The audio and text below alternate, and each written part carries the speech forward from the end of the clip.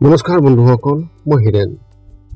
আজি আমি জানিম এই 2025 বৰ্ষৰ এই মাহটোত আপোনালোকৰ সম্পূৰ্ণ ৰাশিফলৰ বৰ্ণন। এই মাহটোত বৃশ্চিক ৰাশিৰ ব্যক্তিসকলে কেনেধৰণৰ ফলাফল লাভ কৰিব। প্ৰথমে মোৰ চেনেলটো আপোনালোকে ছাবস্ক্ৰাইব কৰি ল'ব, যাতে মোৰ পিছৰ ভিডিঅ'বিলাক আপোনালোকে সহজে লাভ কৰিব পাৰে। লগতে মোৰ ভিডিঅ' যদি ভাল লাগে তেন্তে লাইক আৰু শ্বেয়াৰ কৰিব, কমেণ্ট কৰি আপোনালোকৰ মনোভাৱ প্ৰকাশ কৰিব। এতিয়া আহোঁ মূল বিষয়লৈ। আজি আমি জানিম এই 2025 বৰ্ষৰ এই মাহটোত সম্পূৰ্ণ ৰাশিফলৰ বৰ্ণন। আমাৰ সকলোৰে মনত এটা কৌতূহল আছে যে আগন্তুক মাহটো আমাৰ বাবে কেনেকুৱা হ'ব।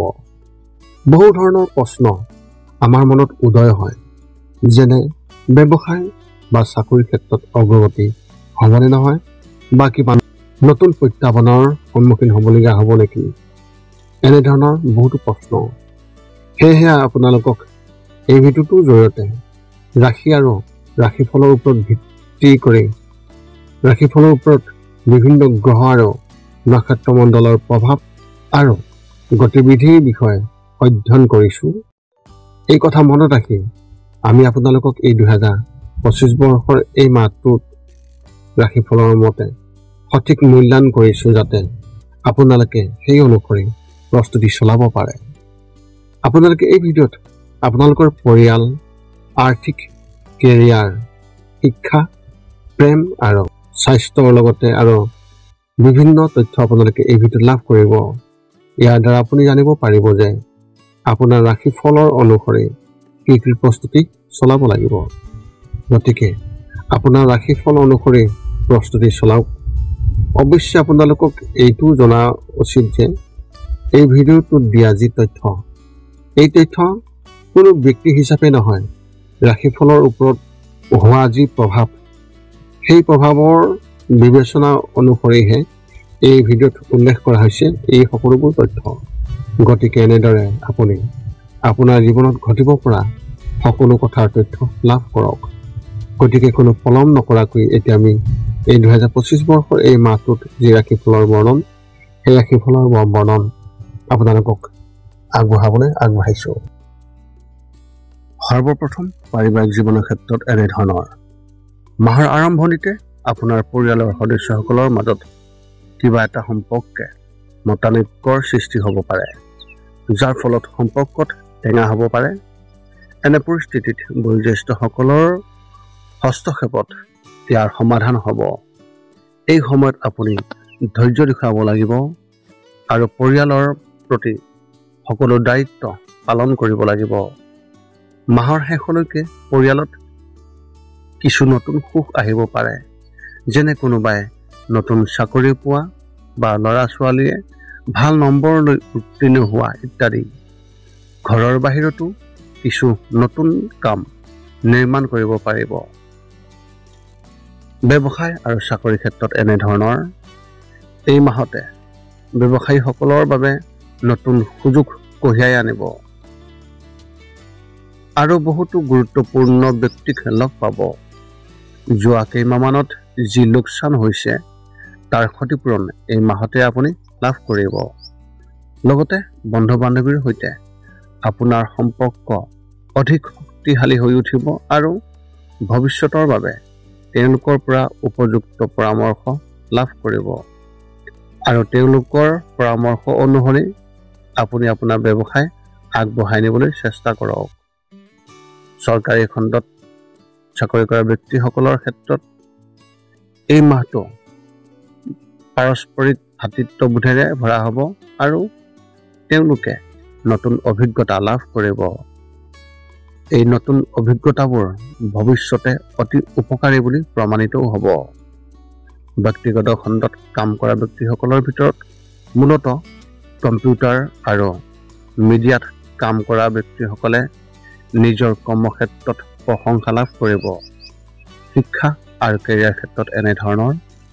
এই মাহত বিদ্যালয়ত অধ্যয়ন কৰা ছাত্ৰ ছাত্ৰীয়ে পঢ়া শুনাৰ প্ৰতি কম আগ্ৰহ হ'ব আৰু ক্ৰীড়াৰ প্ৰতি অধিক আগ্ৰহী হ'ব, যাৰ বাবে তেওঁলোকে কম নম্বৰ পোৱাৰ সম্ভাৱনা আছে।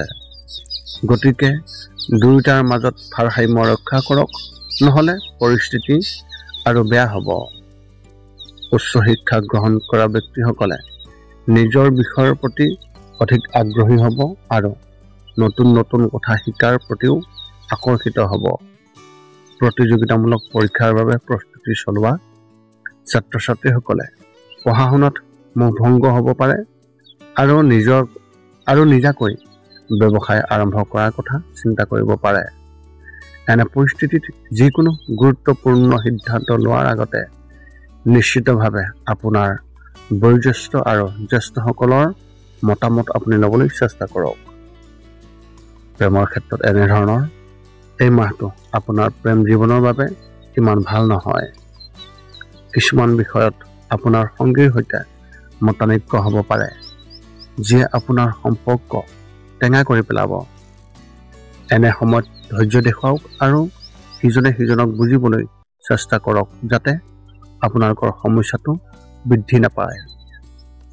যদি আপুনি বিয়া হোৱা বেছি সময় হোৱা নাই, তেন্তে তেওঁলোকৰ বাবে বিশেষ কিবা এটা কৰিবলৈ চেষ্টা কৰক।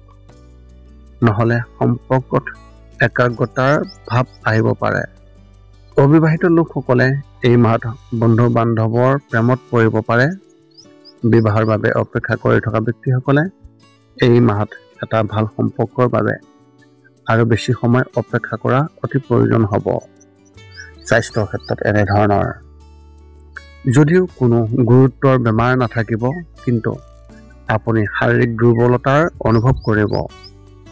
আপোনাৰ মনটোৱে যিকোনো কামত মনোনিৱেশ কৰিবলৈ কম সক্ষম হ'ব আৰু এলাহৰ অনুভূতি এইটো বিশেষভাৱে প্ৰাধান্য পাব। কামৰ পৰা আঁতৰি থাকিবলৈও চেষ্টা কৰিব পাৰে। এনে পৰিস্থিতিত যদি আপুনি ৰাতিপুৱা সোনকালে উঠি যোগাসন কৰাৰ অভ্যাস গঢ়ি তোলে, তেন্তে আপুনি ভাল ফলাফল পাব। মানসিক সমস্যাও আপোনাৰ নাথাকিব, কিন্তু কিছুমান কথাৰ ওপৰত বেছিকৈ চিন্তা কৰিলে মানসিক চাপৰ সৃষ্টি হ'ব পাৰে। গতিকে এনেবোৰ কথাত অপ্ৰয়োজনীয়ভাৱে চিন্তা কৰাৰ পৰিৱৰ্তে সেইবোৰৰ সমাধান বিচাৰি উলিয়াবলৈ চেষ্টা কৰিলে অতি ভাল হ'ব। আপোনাৰ এই মাহত শুভ সংখ্যা হিচাপে 9 আৰু শুভ ৰং হিচাপে আপুনি এই মাহত ধূসৰ ৰং ব্যৱহাৰ কৰিব পাৰে। বৃশ্চিক ৰাশিৰ ব্যক্তিসকলৰ এক বিশেষ তথ্য এনেধৰণৰ, যদি আপুনি কৰ্মৰত, এই মাহত আপুনি ভুলতে এনেকুৱা কিবা এটা কৰিব পাৰে যিয়ে আপোনাৰ কাৰ্যালয়ত আপোনাৰ ভাৱমূৰ্তি কলংকিত কৰিব পাৰে।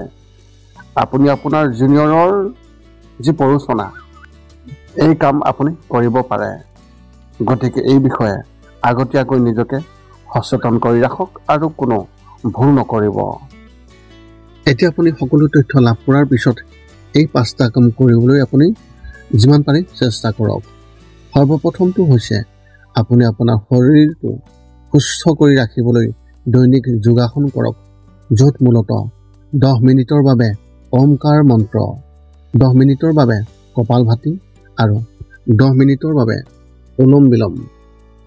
ইয়াৰ লগে লগে আপোনাৰ শাৰীৰিক আৰু মানসিক স্বাস্থ্য একেবাৰে নিখুঁত হৈ থাকিব।